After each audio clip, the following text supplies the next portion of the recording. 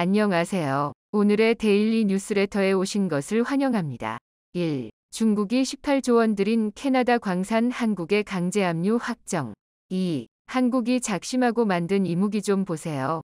3. 한국 KF21 보라매가 위험하다. 한번 진실을 알아봅시다. LFP 배터리 즉 리튬 인산철 배터리는 NCM, 니켈 코발트 만간 배터리보다 성능은 떨어지지만 비싼 코발트를 쓰지 않아 저렴합니다. 그래서 중국은 일찍부터 LFP 배터리에 집중 투자해 이 분야의 강자로 군림하고 있습니다. 그런데 중국 입장에서 최악의 시나리오가 얼마 전 공개됐습니다. LFP 배터리의 핵심 원재료인 인산염이 2026년부터 풍귀 현상을 빚을 것이라는 전망이 나온 겁니다.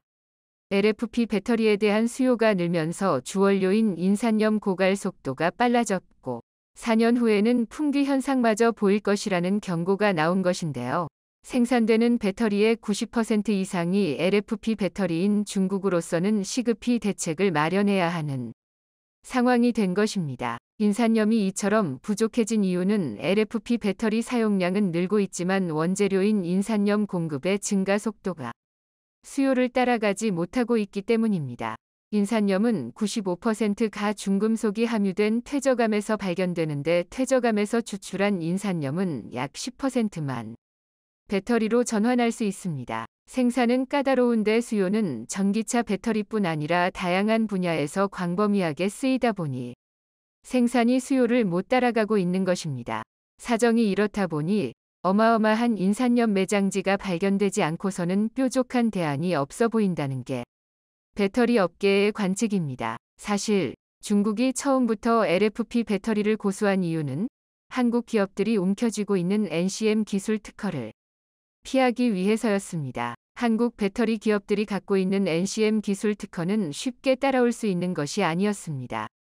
결국 중국 기업들은 중국 정부의 총력 지원 덕분에 LFP 배터리를 중국산 저가 단거리 전기차를 중심으로 탑재했고 기술적 보완으로 2021년부터는 테슬라, 벤츠 일부 모델에 중국산 LFP 배터리가 실리기 시작했습니다.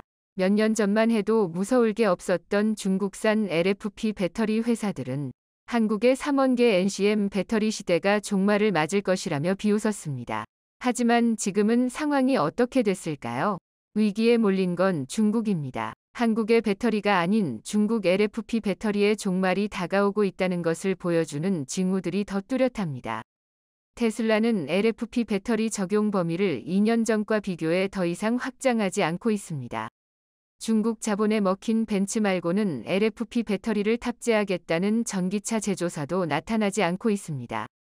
그런데 여기에 LFP 위 핵심 광물인 인산염 부족 사태까지 온다면 중국 배터리 업계는 상당히 큰 위기에 봉착할 게 분명합니다. 이처럼 LFP 배터리 의존도가 높은 중국이 위기를 맞은 것과 달리 한국 배터리 업계는 전기차 거점을 꿈꾸는 국가들로부터 러브콜이 쇄도하고 있는 중입니다. 대표적인 나라가 미국 인플레이션법의 수혜자라고 손꼽히는 캐나다입니다. 최근 캐나다는 중국, 일본을 제쳐두고 한국에게만 함께하자고 러브콜을 보내고 있습니다. 최근 캐나다는 북미 전기차 배터리 산업의 새로운 거점이 되겠다는 야심찬 계획을 준비 중입니다. 그리고 그 계획의 최적의 파트너로 한국을 점찍었습니다. 그 이유는 한국이 중국이나 일본보다 배터리 산업 밸류체인 전반에 걸쳐 우수한 기술력과 양산 능력을 지니고 있기 때문입니다. 캐나다 연방정부는 지난해 12월 캐나다 투자법 인베스트먼트 캐나다 액트 개정안을 발의했습니다. 외국인 투자 심사를 강화하겠다는 취지지만 사실상 중국 자본 퇴출을 위한 법안이라는 게 전문가들의 공통된 분석입니다. 개정안을 통해 갱신을 거듭하고 있는 국가안보심사 법적 명문화를 추진하는데 사실상 중국을 겨냥했다는 해석입니다. 캐나다 연방정부는 법안 발의에 앞서 리튬 등 배터리 핵심 광물 투자를 단행한 세계 중국 기업의 투자 철회를 명령했습니다. 최근 10년간 캐나다 광업기업에 투자한 중국 기업은 89개에 이릅니다. 무려 18조 원이나 투자했는데요. 하지만 이 법안이 통과되면 나머지 중국 기업들도 캐나다 광물 투자에서 발을 뺄 수밖에 없습니다. 캐나다가 이런 결정을 내리게 된 배경은 배터리 광물 관련 수익을 중국이 아닌 우방국에 집중시키겠다는 전략으로 풀이됩니다. 동시에 중국과 함께 글로벌 밸류체인을 양분하는 한국과 손을 잡겠다는 의지로 읽히고 있습니다. 일본의 경우 완성차 업계의 전동화가 한국, 미국, 유럽보다 늦고 배터리 업체도 파나소닉 단 한 곳뿐이기 때문입니다. 파나소닉은 자국 완성차와 미국 테슬라 의존도가 높습니다. 반면 한국은 LG 에너지솔루션, 삼성, SDI, SK온 등 세계 배터리 회사가 폭넓은 공급망을 자랑하고 포스코 퓨처엠, 에코프로 등 핵심 소재 기업도 다수 포진해 있기 때문입니다.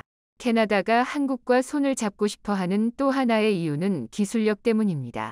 캐나다는 주요 선진국 가운데 제조업이 유독 약한 나라입니다. 그래서 캐나다에 있는 공장들은 대부분 미국, 영국, 일본 기업의 공장입니다.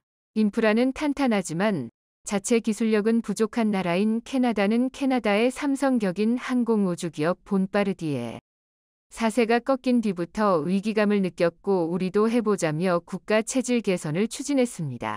그러면서 인공지능, AI, 자율주행 등을 전면에 내세웠지만 별다른 존재감을 보이지 못했는데 전기차 배터리 시장이 주목받으면서 새로운 도전에 나서게 된 것입니다.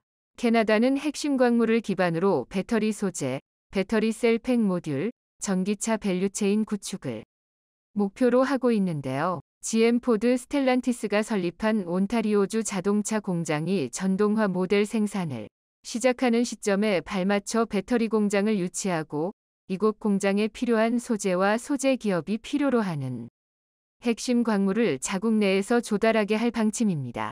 그래서 지난 3월 열린 인터배터리 2023에 참가한 캐나다가 LG 에너지솔루션, 삼성 SDI, SK온, 포스코 퓨처엠 등과 함께 메인 열에 대규모 부스를 연 것입니다. 배터리 분야에서 뛰어난 기술력과 인적 자원을 갖춘 한국에게 부족한 것은 핵심 광물입니다. 반면 캐나다는 약 60가지 이상의 광물 자원을 보유하고 있을 정도로 핵심 광물 부국으로 불리는 나라입니다. 특히 배터리 원재료인 리튬과 코발트 등 보유량은 세계 6위 수준입니다. 따라서 한국은 핵심 광물을 확보하고 캐나다는 한국의 기술력을 들여오기 위해 최근 두 나라는 협력 관계를 굳건히 해가고 있습니다.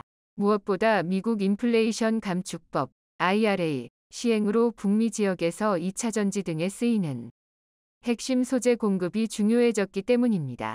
그래서 지난 1일 한국과 캐나다 브리티시 컬럼비아주 는 핵심 광물 개발 협력을 위한 협약을 맺었고 한국의 주요 배터리 기업들은 캐나다의 보조금 혜택을 받으며 적극적으로 캐나다 투자를 진행 중입니다. 한국의 포스코 퓨처엠과 미국 완성자 업체 제너럴모터스는 캐나다로부터 3천억 원에 달하는 투자 인센티브를 받고 양극재 합작사 얼티엄 캠을 만들어 캐나다의 양극재 생산 공장을 건설 중입니다. LG 에너지솔루션은 대규모 보조금을 받고 미국 완성자 업체 스텔란티스와 함께 캐나다 온타리오주 윈저시에 5조 3천억 원을 투자해 배터리 합작 공장을 건설 중입니다. 한국에 없는 단 한 가지 핵심 광물을 확보하기 위해 한국 배터리사들이 캐나다에 적극 투자를 하고 있는 것과 달리 중국은 지금 진퇴양난입니다. LFP 배터리만 믿고 있었는데 핵심 광물인 인산염은 바닥을 드러내고 있지. 미국의 대중국 압박 때문에 캐나다도 중국을 손절했으며 진퇴양난에 빠진 중국 기업들은 하는 수 없이 한국에 애걸복걸하며 자기들도 끼워달라며 손을 내밀고 있습니다. 무엇보다 캐나다에서 핵심 광물을 얻기 위한 프로젝트에 자신들도 숟가락을 얹기 위해 LG 에너지솔루션에 구애를 시작한 겁니다. 지난 6일 중국 국영기업 중광지원, 중쾅지 원집 투안고빈, 은 LG 에너지솔루션에게 캐나다의 수산화 리튬 합작 공장을 건설하자고 요청했습니다. 중국 리튬 업체들의 캐나다 진출을 견제하는 현지 정부를 설득하고자 북미에 공장을 짓는 LG를 끌어들이고 싶은 것입니다. 캐나다 매체 더 글로브 앤드 메일 따르면 프랑크 왕 중광자원 북미 사업 담당은 북미에 공장을 둔 글로벌 배터리 제조사 중 잠재 파트너를 찾고 있다. 후보군 중 LG 에너지솔루션이 있다 고 LG를 직접 언급했습니다. 중광자원은 미국의 인플레이션 감축법으로 인해 북미산 리튬 주문이 증가할 것이 예상되자 이를 선점하기 위해 캐나다 매니토바주의 수산화 리튬 정제 시설 건설을 노려왔습니다. 변수는 캐나다 정부의 허가 여부였는데요. 하지만 중국과 캐나다의 외교 갈등이 격화되는 상황에서 중국의 광물 투자 회사에 허가를 쉽사리 내줄 리는 없고, 그래서 한국 기업과 합작 형태로 꼼수를 써서 리튬을 확보하려는 것입니다. LG 에너지 솔루션은 이미 스텔란티스와 온타리오주 윈저의 연간 규모의 배터리 공장 건설을 추진하고 있습니다. 약 5조 원을 투자해 2024년 상반기부터 양산할 계획인데요. 중국 국영기업 중광자원은 캐나다에 공장을 짓고 있는 LG와의 파트너십을 활용해 리튬 광물자원 투자에 숟가락을 얹고 싶은 겁니다. 하지만 LG 에너지 솔루션이 중국 국영기업의 제안을 받아들일 가능성은 거의 없습니다. 그동안 중국 배터리 기업 CATL과 중국 전기차 기업 BYD는 세상 전기차의 중심인 것처럼 무서운 게 없는 것처럼 행동해왔습니다. 하지만 대중국 제체만으로도 힘든데 여기에 LFP 배터리 핵심 광물인 인산염 부족 사태까지 다가오고 있어 중국의 위기는 첩첩산중으로 보입니다. 전기차의 새로운 시대는 이제 한국이 완전히 주도권을 가져온 것으로 보입니다. 최근 현대로템이 폴란드와 계약한 KE 전차 납품을 시작했습니다. 지난 10월 19일에는 경상남도 창원시에 위치한 현대로템 공장에서 폴란드로 수출하는 KE 전차의 첫 출고를 기념하며 KE 전차 폴란드 개필러 출고식이 열렸는데요.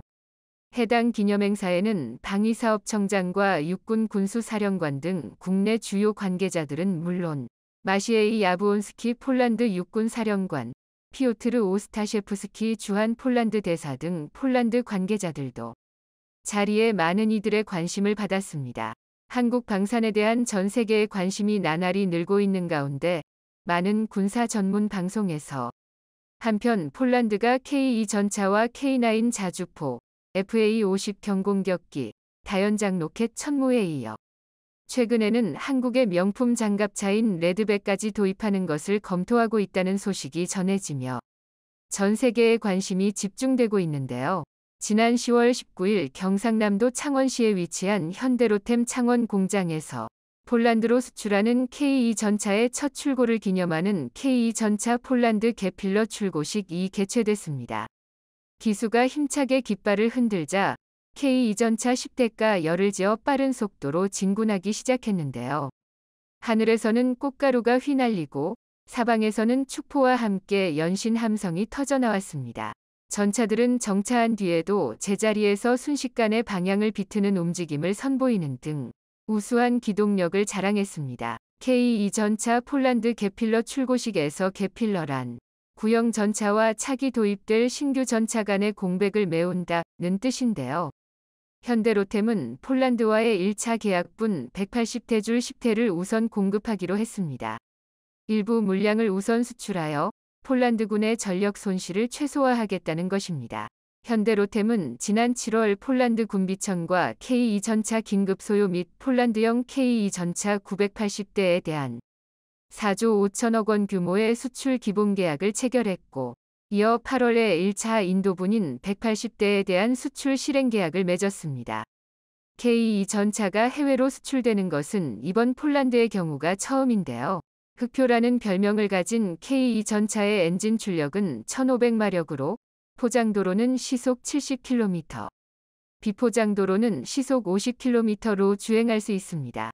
또한 자동 장전 장치가 적용된 120mm 활강포와 12.7mm K6 기관총, 7.62mm 동축 기관총이 함께 장착돼 있으며 탄약수가 필요 없어 K1 전차보다 1명 줄어든 3명으로 도 운용 가능하다는 장점이 있습니다.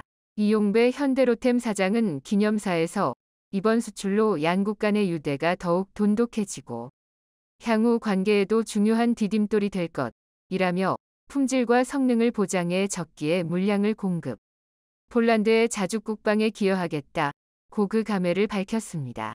이날 열린 기념행사에는 방위사업청장과 육군 군수사령관 등 국내 주요 관계자들은 물론 마시에이 야부온스키 폴란드 육군사령관, 피오트르 오스타셰프스키 주한 폴란드 대사 등 폴란드 관계자들도 참석해 많은 이들의 관심을 받았습니다. 폴란드에 수출되는 K2 전차는 인수검사 등 절차를 거친 뒤 폴란드의 기갑부대에 배치될 계획인데요. 우리의 K2 전차가 최전선을 지키며 폴란드 국방에 든든한 버팀목이 될 예정입니다. 방위사업청장은 최근 한국과 폴란드의 방산 분야 협력은 급속도의 진전을 이뤄냈고 전 세계가 주목하고 있다며 한국의 방산 체계가 폴란드의 전력 공백을 메우고 또 장기적으로 폴란드 안보 역량 강화에 기여할 것으로 믿는다고 밝혔습니다. 전 세계로 뻗어나가는 한국 무기의 수출 소식에 한국 방산에 대한 전 세계의 관심이 나날이 늘고 있는데요. 한국의 방산을 분석하고 설명하는 군사 전문 방송의 콘텐츠들이 연일 쏟아지고 있습니다. 최근에는 육군, 해군, 해병대, 공군의 무기, 군사작전, 기술에 대한 비디오를 제작하는 미국 유튜브 채널인 밀리터리 업데이트 채널에서 한국의 K2 흑표 전차에 대해 자세히 분석한 영상을 올려 큰 화제가 됐습니다. 이 한국 전투 탱크는 당신이 생각하는 것보다 훨씬 더 발전했습니다라는 제목의 해당 영상은 대한민국 군대 구성에 관한 간략한 소개로 시작되는데요. 북한과의 전면전이 발발할 경우를 대비해 첨단 주력 전차가 필요했고 새로운 시리즈로서 XK 프로그램을 통해 흑표 K2 전차가 주력 전차로 개발되었다고 소개했습니다. 이어서 해당 영상에서는 K2 전차에 대한 자세한 사항들을 전했는데요. 그 내용을 토대로 K2 전차에 대해 자세히 알아보도록 하겠습니다. K2 전차에는 수중 스노클이 장착되어 있어 최대 4.2m 깊이의 물을 통과할 수 있습니다. 방수 시스템은 설정하는데 약 30분 정도 소요되며 탱크는 육지에 도착하자마자 주포를 발사할 수 있습니다. K2 전차는 약 7초 만에 시속 32km 7가지 가속할 수 있는데요. 또한 60도의 경사를 오를 수 있으며 최대 1.3m 위 수직 장애물을 처리할 수 있습니다. 포에는 고르지 않은 표면에서 움직일 때도 이동 중에 발사체를 장전할 수 있는 자동 장전기가 장착되어 있는데요. 120mm 주포는 분당 약 10발까지 발사할 수 있습니다. 총 40발이 다양한 포를 발포하는 흑표 전차는 연속 3분 동안 적에게 지옥을 선사합니다. 총 16발의 포가 자동 장전기에 저장되고 24발이 전차 내부에 저장되며 다양한 탄약을 발포할 수 있습니다. K2 전차에는 자체 개발 및 개선된 텅스텐 APFSDS 키네틱 에너지 관통기도 포함되어 있는데요. 이 관통기는 이전 세대의 텅스텐 탄약보다 훨씬 높은 수준의 관통 성능을 갖습니다. 미국 M830A1 히트 MPT와 유사한 탄약으로 지상의 인원, 비장갑 및 경장갑 차량, 저동 비행 헬리콥터 등에 사용할 수 있죠. 또한 포탑 전면의 양쪽에 장착된 VIRSS 유탄 발사기는 흑표 전차의 방어벽을 보충해줍니다. K2 전차의 MBT는 전면에 운전석, 중앙에 전투실, 후면에 엔진 및 변속기가 있는 전통적인 배치를 갖고 있으며 K2 장갑은 미지의 합성 장갑과 폭발 반응 장갑을 사용하는 능동 방어 시스템으로 구성됩니다. K2 전차의 시스템 보호 장비로는 미사일 접근 경고 시스템으로 사용되는 포탑에 장착된 밀리미터 대역 레이더 시스템이 포함되어 있는데요. 차례로 들어오는 발사체를 삼각 측량하고 전차 승무원에게 즉시 경고하며 광학, 적외선, 레이더 신호를 효과적으로 차단하는 VIRSS 유탄을 발사할 수도 있습니다. 하드킬 대미사일 시스템을 설치한다면 레이더는 미사일을 추적하고 표적화하는 기능도 할 수 있습니다. 또한 K2 전차에는 레이더 경고 수신기, RWR와 레이더 방해기, 4개의 전체 베어링 레이저 경고 수신기, LWR도 있습니다. 전차 차량의 색이 칠해지면 승무원에게 경고하며 컴퓨터는 빔이 나오는 방향으로 VIRSS 유탄을 발사할 수 있습니다. K2 전차는 과거 토그넘 MT833 디젤 엔진으로 구동됐지만 신형에는 현재 라이센스로 제작된 독일 MTU883 디젤 엔진과 랭크 변속기가 장착되어 있는데요. 완전 자동 변속기에는 5개의 전진 기어와 3개의 후진 기어가 포함됩니다. K2 전차의 서스펜션은 6개의 이중 고무 타이어 로드 휠과 구동 스프로킷이 있는 트랙 리턴 롤러와 아이들러 양쪽으로 구성되어 있으며 서스펜션 상부는 장갑 스커트로 덮여 있습니다. 또한 K2 전차는 트랙의 모든 보기 대차를 개별적으로 제어할 수 있는 이남 서스펜션 유닛이라는 고급 서스펜션 시스템을 갖추고 있는데요. 이 장치로 전차가 무릎을 꿇듯 주포의 각도를 10도까지 낮출 수 있습니다. K2 전차는 기존의 레이저 거리 측정기 및 측풍 센서와 함께 포탑의 전면호에 배치된 밀리미터 대역 레이더 시스템에 연결된 고급 화력 제어 시스템 FCS를 갖추고 있습니다. 해당 시스템은 열광학을 사용하여 최대 9.8km 범위의 특정 표적을 획득하고 추적할 수 있는 고정 모드를 사용할 수 있는데요. 이를 통해 승무원은 이동하는 동안 정확하게 사격할 수 있을 뿐만 아니라 저공 비행 항공기와 효과적으로 교전할 수 있습니다. K2 전차의 포수 조준경은 KGPS를 포함하고 지휘관은 국군 지휘관의 파노라마 조준경을 갖추고 있으며 시수로부터 주탑과 포 통제권을 중단시킬 수 있습니다. 또한 K2 전차는 핵, 생물, 화학 보호 시스템 역시 갖추고 있는데요. 탄약실에는 탄약 폭발로부터 승무원을 보호하기 위한 분출 패널이 장착되어 있고 내부 화재를 감지하고 진압하도록 자동 화재 진압 시스템이 프로그래밍 되어 있으며 전차가 위험한 환경에 들어가면 대기 센서가 승무원에게 경고를 보냅니다. 이렇게 공격 및 방어 모든 면에서 완벽한 기능을 갖춘 K2 전차의 모습에 많은 이들이 만족할 수밖에 없을 것 같은데요. 최근 폴란드가 K2 전차와 K9 자주포, FA-50 경공격기, 다연장 로켓 천무에 이어 한국의 명품 장갑차인 레드백까지 도입하는 것을 검토하고 있다는 소식이 전해지며 또다시 전 세계의 관심이 집중되고 있습니다. 지난 20일 마리우시 부와슈차크 폴란드 국방부 장관은 소셜미디어를 통해 폴란드가 자체 개발 장갑차 보르숙 BORS-UK의 보완 수단으로 한국 보병 전투 장갑차 레드백을 고려하고 있다고 밝혔는데요. 이 가운데 최근 26일 폴란드 육군이 레드백을 시범 운용하고 있는 영상이 공개되며 화제가 됐습니다. 잠시 그 영상 함께 보도록 하겠습니다.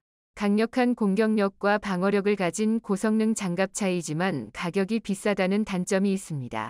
그래서 폴란드가 상대적으로 가격이 저렴한 한국 군용 레드백을 도입하길 원하는 것으로 알려져 있습니다. 지난 1월 25일 대한민국 KF-21의 강력한 경쟁자가 등장했습니다. 바로 로키드 마틴의 F-16V 락-72 첫 시연 비행에 성공한 건데요. 이로 인해 방산 시장에 미치는 영향이 만만치 않습니다. 일각에서는 대한민국 방산 시장에 들이웠던 승자의 저주가 마침내 시작되는 것 아닌가 싶은 불길한 주장까지 등장했는데요. 구관이 면관이라는 말처럼 F-16이 그간 쌓아놓은 신뢰도가 만만치 않기 때문입니다. 그런데 이런 예상과 다르게 전문가들은 정반대의 예측을 하고 있습니다. 오늘은 대한민국 KF-21과 F-16V 락-72 결정적 차이에 대해 알려드리겠습니다. F-16이 4.5 세대기인 F-16V 락-70으로 부활하여 다시 한번 정상을 노리고 있습니다. F-16은 1978년에 처음 실전 배치되어 50년 가까이 4,600대 이상 팔린 베스트셀러이자 역사적으로도 가장 성공적인 4세대 전투기로 손꼽히는데요. 로키드 마틴은 F-16V가 이런 역사를 이어 2060년까지 활약이 가능하다고 얘기할 정도입니다. 이게 절대 과장이 아닌 게 4.5 세대기에 시큰둥했던 미 공군마저도 노후화되어가는 F-16을 대체하기 위한 미들급 전투기 도입 사업을 고려하고 있는데요. 실제로 2020년 미국의 브라운 공군 참모총장은 공군은 현재 운용 중인 F-16 전투기를 직접적으로 대체하기 위해 4.5 세대 혹은 5세대 마이너스 전투기를 검토할 것입니다. 라고 언급했습니다. 미군의 본래 계획은 F-21을 하이급으로 F-35를 미들급으로 운용하는 것이었는데요.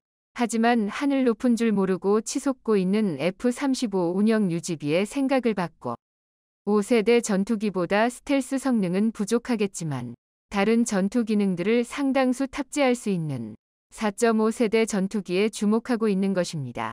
이런 측면에서 올해 1월 로키드 마틴이 F-16V 락70 전투기의 첫 비행을 성공적으로 마쳤다는 발표는 주목할 사항입니다. F-16V 락70은 기존의 F-16의 AESA 레이더, 첨단 디지털 시스템과 항공 전자 장비 등을 추가하며 4.5세대기로 거듭났는데요. 그 중에서도 특히 AESA 레이더는 노스롭 그루먼사의 AN, RPG-83이 탑재되면서 탐지 성능이 크게 향상되었습니다. 일례로 AN, RPG-83 레이더는 기존 AN, RPG-66이나 AN, RPG-68 레이더에 비해 처리 능력과 전송 속도가 높아졌고 원거리에서도 현저하게 뚜렷한 지상 지형을 그려낼 수 있게 되었는데요.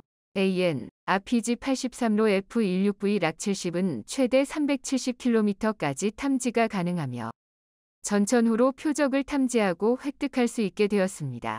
또한 F-16V 락70은 정밀유도 무기를 유도하는 스나이퍼 타겟팅 포드가 새롭게 탑재되면서 기존의 약점으로 지적받던 BVR 능력도 향상시켰는데요.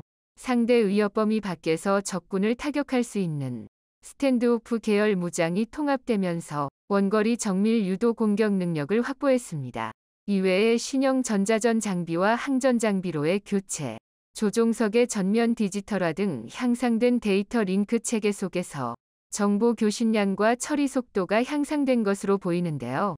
이처럼 F-16이 완전히 새로운 모습으로 재탄생되자 기존의 운용국들은 F-16V를 하루빨리 도입하기 위하여 계약 체결에 나서고 있습니다. 실제로 2018년 바레인을 시작으로 슬로바키아, 인도, 싱가포르 등이 F-16V 락70 구매 의사를 제시하거나 계약 체결에 나서고 있고 폴란드와 인도네시아도 F-16V 신규 도입을 추진하고 있다는 보도가 나오고 있는데요. 이는 당연히 차기 4.5세대 시장을 노리고 있던 KF-21과 대한민국의 입장에서 mam담할 수밖에 없는 소식입니다. 그도 그럴 게 KF-21과 F-16V 락70위 포지션은 상당 부분에서 유사한데요. 졸지의 KF-21은 처음부터 세계에서 가장 많이 팔린 전투기와 성능 경쟁에 나서게 되었습니다. 물론 아직 예상치라 최소 수치로 잡았음에도 KF-21의 성능이 F-16V 락70에 절대 밀리는 건 아닙니다. KF-21에는 국내에서 개발한 최첨단 AESA 레이더와 전자광학 표적 추적 장비 EOTGP, 적외선 추적 장치 IRST, 통합전자전 시스템 등이 탑재되었는데요. 이 중에서도 특히 AESA 레이더는 국내에서 최초로 자립에 성공하였음에도 이미 지상 테스트 결과만으로도 중국이나 러시아의 AESA 레이더 성능을 가뿐히 뛰어넘고 있습니다. 오죽하면 KF-21이 공개되자 중국을 포함한 대부분의 적선국에 비상이 걸릴 정도였는데요. 외형적인 재원을 봐도 KF-21과 F-16V는 상당히 유사한 형상을 띠고 있습니다. 일례로 KF-21은 동체 길이 16.9m, 폭 11.2m인 반면 F-16V는 총장 15m, 전폭 9.9m로 KF-21보다 조금 작습니다. 또한 두 기체 모두 최고 속도가 마하 1.9 이상이며 추력은 28,000파운드 물결표 29,000파운드에 이르고 있어 기체의 능력에는 큰 차이가 없어 보이는데요. 차이가 있다면 역시 F-16V는 오랫동안 여러 나라에서 주력으로 운용된 만큼 신뢰도가 높다는 것입니다. 이와 반대로 KF-21은 최신의 4.5세대기로서 당대 최고 수준의 기술이 접목되어 있고 F-16V와 달리 앞으로의 개량 과정에 따라 세대 진화가 가능하다는 게 장점인데요. 1978년 초기형이 도입되어 45년 가까이 현역으로 활동해온 F-16V는 이미 굵직한 개량만 10여 번 진행된 만큼 개량 한계점에 도달한 상황입니다. 즉 아무리 잘해도 KF-21 2.5세대, 5.5세대를 노리는 것과 달리 아무리 잘해도 4.5세대가 한계라는 건데요. 실제로 대다수의 전문가는 근소하지만 KF-21을 우위로 치고 있습니다.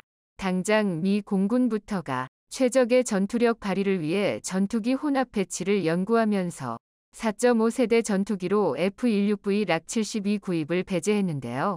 브라운 미 공군 참모총장은 미래 전투기 혼합 배치에 관한 의견을 제시하면서 F-16V는 미 공군이 원하는 새로운 능력을 지닌 전투기에 부합되지 않는다고 단칼에 선을 그었습니다. 앞서 말한 개량 한계점이 F-16V 위 결함이라는 건데요. 실제로 F-16의 최초 설계 당시에는 소형 로우급 전투기로 대륙을 가로질러 장거리 공격 비행을 한다는 개념 자체를 생각할 수가 없었습니다. 이런 한계를 갖고 있기 때문에 F-16V 또한 KF-21처럼 중형 미들급 이상의 전투기로의 변형은 불가능한 상황입니다. 그리고 바로 이 F-16 계열의 좁은 작전 반경이 미 공군이 F-16V에서 느끼는 부족함 중에 가장 큰 요인입니다.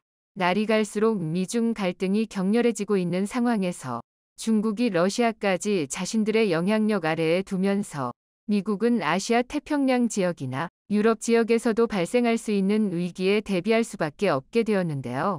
그런데 F-16V 위 전투 반경 550km, 패리 범위 4200km로는 이를 감당하기에 역부족입니다. 만약에라도 이탈리아나 괌에 주둔하고 있는 전투기로 러시아나 중국에 있는 표적을 타격해야 한다면 F-16V로는 애초에 시도조차 불가능합니다. 이런 측면에서는 KF-21이 확실히 우위에 있습니다. KF-21은 내부 무장 장착 공간을 위해 최초보다 크게 설계 변경이 이루어졌는데요. 여분의 공간은 얼마든지 다른 용도로 전환이 가능하고 연료 탱크용으로 전환하는 경우 장거리 비행에 특화된 전투기로도 변모할 수 있습니다. 즉, 근소해 보여도 기체 체급 자체에서 오는 기본적인 성능은 절대 무시할 수 없는 것입니다. 이처럼 KF-21은 4세대, 4.5세대기의 상징과도 같은 F-16V와의 정면 대결에서도 우위를 선점하고 있는데요. 그래도 문제가 있다면 역시 자신감일 것입니다. 방산 시장에서 미국의 입지는 무시할 수 없고 성능을 떠난 외부적 요인에서는 아쉽지만 F-16V가 앞서고 있는데요. 하지만 방산업계는 한두 번의 실패로 좌절하기에는 너무나 큰 시장입니다. 부디 우리 대한민국과 KF-21이 한번 제대로 붙어보자는 마음으로 경쟁을 즐길 수 있게 되길 바라겠습니다. 영상이 도움이 되셨다면 구독과 좋아요 부탁드리며 오늘도 감사합니다. 최고로 멋진 하루 보내시길 바랄게요.